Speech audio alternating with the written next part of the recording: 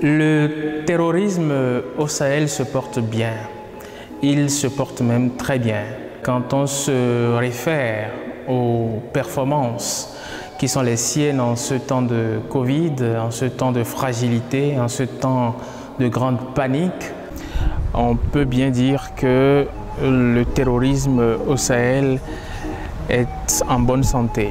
Le dernier rapport du secrétaire général des Nations Unies nous renseigne très bien que le terrorisme au Sahel n'a pas marqué le pas devant le Covid-19.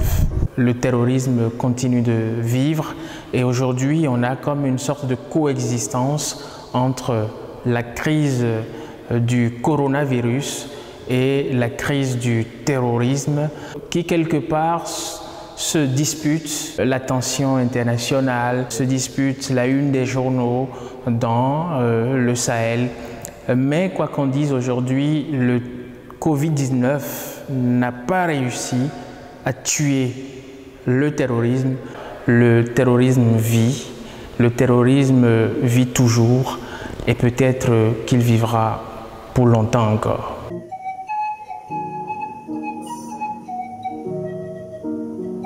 Il n'y a pas de réponse péremptoire à votre question, d'autant que nous sommes dans le temps covidien qui est un temps des incertitudes. Et le papier que j'ai co-signé avec le docteur Espedi Ologou le dit si bien, c'est une question d'évidence et de probabilité. Les évidences, c'est ce que nous avons en face de nous, ce sont les tendances que nous observons déjà, ce sont les conditions qui se sont créées déjà et dont nous pouvons déjà imaginer les conséquences. Et les probabilités, c'est ce qui ne se produit pas déjà ou pas encore suffisamment, mais qu'on peut supputer au regard de nos connaissances ou de nos savoirs sur le terrorisme au Sahel. Bien évidemment, vous savez que le Sahel a toujours été un coin de fragilité. Il y a tellement de concepts pour qualifier le Sahel, état fragile, état failli, état déliquescent, quasi-état, tellement. Nous en avons compté 18 dans notre papier. Et donc, dire que le Covid-19 peut être un coup de grâce au Sahel, c'est-à-dire, c'est pas que le Covid-19 va décimer complètement les citoyens, le Sahel de ses citoyens, non, mais fragiliser définitivement les fondements des États du Sahel, c'est possible comme ce n'est pas possible. Ça dépend du temps. Actuellement, je pense qu'on n'en est pas encore là. Et quoi qu'on dise, il y a une sorte de maîtrise ou de petite maîtrise de cette crise sanitaire qui s'opère. On espère que ça va se concrétiser dans le temps. Et si ça se concrétise dans le temps, on n'aura pas eu le coup de grâce dont vous parlez. Maintenant, est-ce que le Covid-19 est une opportunité pour le terrorisme? Là encore, il n'y a pas de réponse péremptoire parce que c'est aussi question de temps. Et ce qu'on observe aujourd'hui, laisse penser qu'on va peut-être vers une certaine aggravation parce qu'il y a ce que nous appelons une fragilisation des renforts et un renforcement des fragilités. Le Sahel était fragile, le Covid-19 le fragilise davantage et face aux fragilités, il y avait quelques renforts venus d'ailleurs. Les forces étrangères, une attention internationale et tout, un financement international pour lutter contre le terrorisme. Aujourd'hui, avec une crise planétaire comme le Covid-19 qui touche tout le monde, qui touche aussi bien les bailleurs que le Sahel, eh bien on se retrouve face à une fragilisation de ces renforts-là. Donc ça fait plus de marge de manœuvre pour le terrorisme pour frapper. Mais ça reste une tendance qu'on observe et on l'observera sur le temps. C'est pour ça que quand vous suivez bien notre papier, c'est organisé en fait en termes de temps. Le court terme, le moyen terme et le long terme. Le court terme, ce sont les évidences que nous observons. Et les probabilités, c'est le moyen terme et c'est le long terme. Maintenant, ne me demandez pas quelle est l'échéance du court terme, quelle est l'échéance du moyen ou du long terme. Je ne sais pas. J'ai posé la question à Expedi Ologu de savoir quel est le temps du temps covidien et il n'a pas pu me répondre. Il a estimé que le temps du temps covidien, c'est le temps de l'incertitude parce que le temps covidien lui-même est un temps des incertitudes. Il n'y a eu aucun chercheur au monde qui soit capable de vous dire quel sera le temps du temps covidien. Alors vous comprenez que je ne puisse pas vous dire quels sont les temps du temps covidien.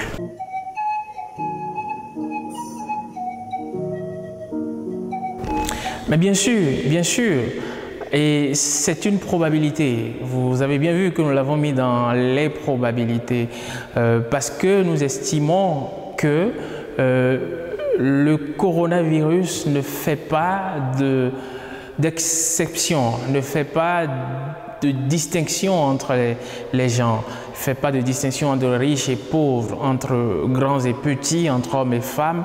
Il n'en fait pas non plus entre occidentaux, dirigeants, terroristes ou sahéliens. Et donc, si ça peut attaquer n'importe quel homme au monde, les terroristes étant des hommes, étant des êtres humains, ça peut les attaquer également. Et on a vu que Daesh a pu, par exemple, publier un communiqué à l'endroit de ses fidèles pour les appeler à respecter les mesures barrières. Cela est un signe, un véritable signe que bien sûr, la psychose générale peut également, bien évidemment, affecter les terroristes. En cela, on peut bien estimer que le terrorisme puisse se retrouver terrorisé. Ça, c'est d'un point de vue psychologique. Mais il y a aussi que le terrorisme peut être affecté également par une certaine fébrilité financière. Parce que le terrorisme vit quand même dans le monde et vit du monde. Le Covid-19 crée une fragilité économique mondiale, une crise économique planétaire et l'entreprise terroriste, comme toute entreprise, ne peut vivre sans moyens. Il faut bien qu'elle puisse payer ses employés, il faut bien qu'elle puisse se nourrir. Et parce qu'on sait que le terrorisme vit de l'économie informelle et que l'économie informelle aujourd'hui est en difficulté, on peut bien supputer que, bien évidemment, ce terrorisme-là soit touché par la crise internationale, la crise mondiale que nous vivons et que nous vivrons encore pour un moment.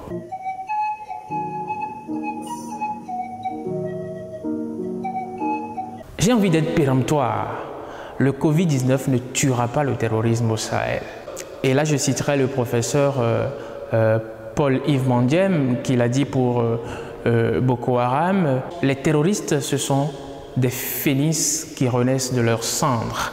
Et donc, on peut bien imaginer que au Sahel, le terrorisme renaîtra des difficultés qu'il rencontrera dans le cadre de cette crise sanitaire.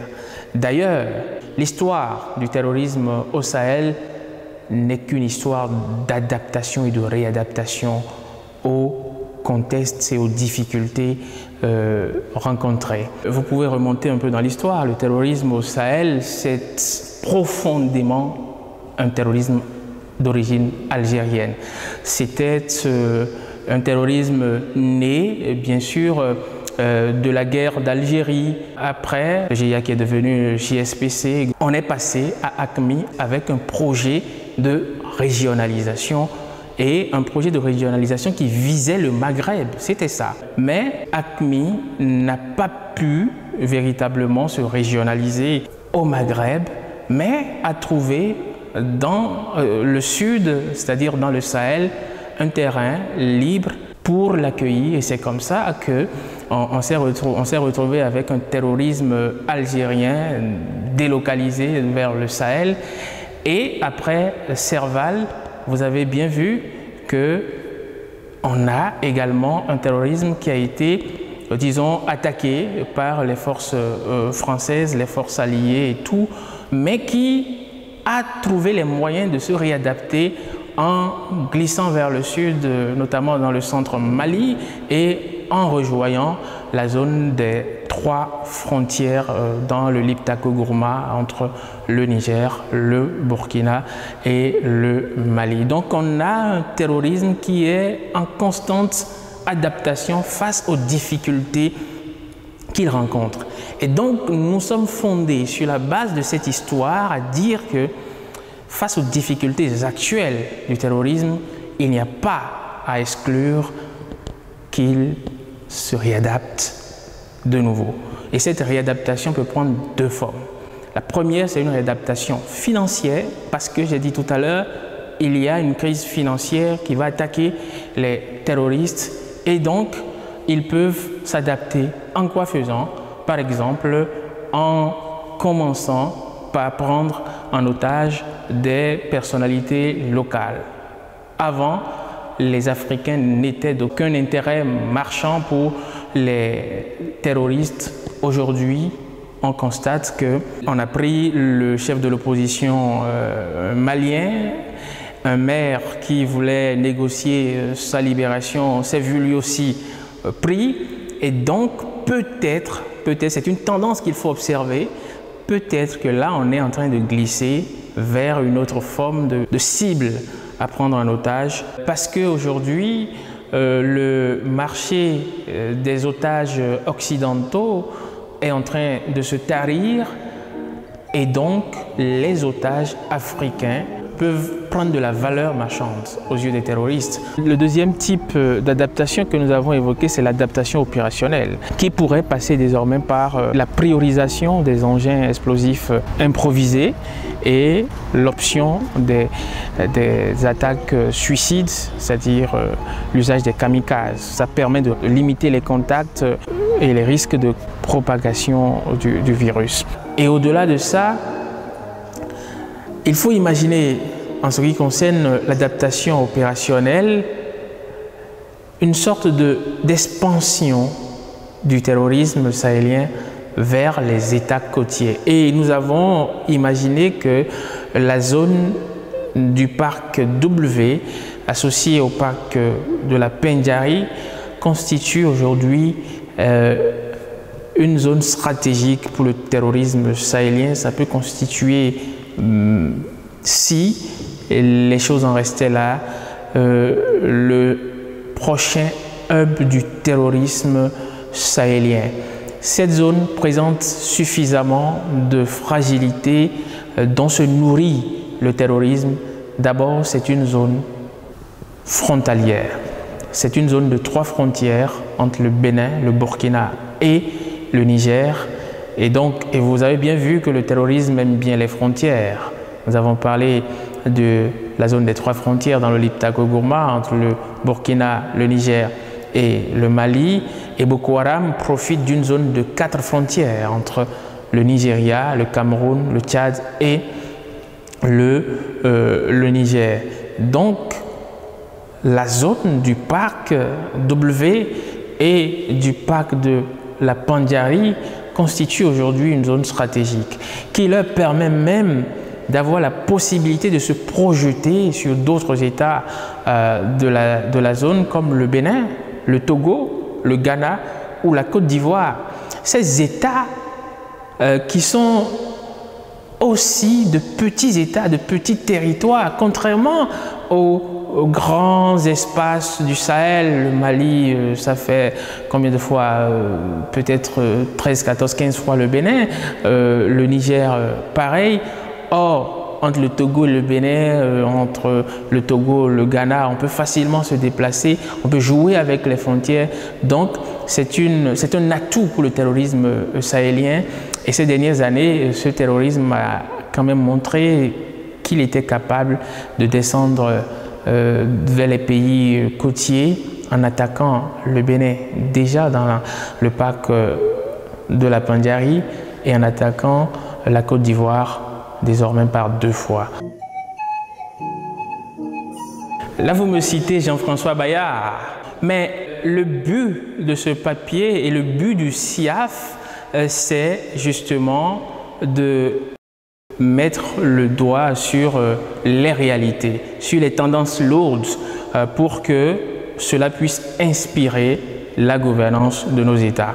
Je pense qu'il vaut mieux être alarmiste aujourd'hui que de devenir pompier demain dans une zone ouest-africaine complètement pris d'assaut par des terroristes qui deviendrait le siège du terrorisme, le sanctuaire du terrorisme.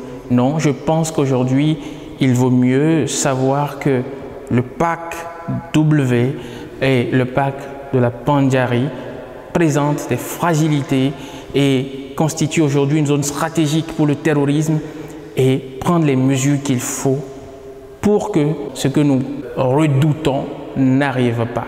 Parce qu'on n'a pas envie qu'on nous appelle demain des devins, on préfère que demain on puisse dire il y a eu des gens qui ont dit telle chose peut arriver et les États ont été prompts à réagir de façon préventive pour que cela n'arrive. Mais bien sûr, nous sommes dans disons une zone de turbulence, une zone d'incertitude. Aujourd'hui, le temps covidien est un temps d'incertitude, un temps de tout et de tout. Et donc, on peut bel et bien imaginer que la contamination ou la propagation du virus puisse être utilisée comme une arme de guerre par les terroristes. Donc, je pense que vous avez tout à fait raison de le dire, sauf que là où il y a un bémol, c'est quelle sera la cible. Quelle sera la cible? Parce qu'il faut faire attention, le terrorisme au Sahel a ses cibles. Ce sont les intérêts occidentaux, États-Unis, France prioritairement. Ce sont les intérêts de leurs alliés dans le Sahel, notamment les États du G5 Sahel et aussi les forces internationales.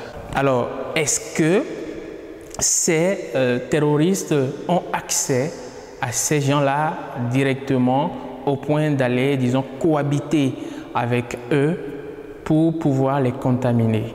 Il y a un petit bémol là à mettre parce que le cas que vous évoquez, la contamination volontaire, ne peut se faire que dans les populations ordinaires. Le terrorisme n'a pas pour cible les populations. Le terrorisme manipule peut-être les autres conflits et tout, mais n'attaque pas frontalement les populations. Parce qu'il vit dans les populations, parce qu'il a besoin parfois, sinon souvent, de l'appui ou de la couverture de la population. Et donc c'est un terrorisme qui essaye plutôt de s'intégrer. Alors, ça n'est pas dans son intérêt d'aller propager un virus au sein de cette population, une population d'ailleurs dans laquelle il vit.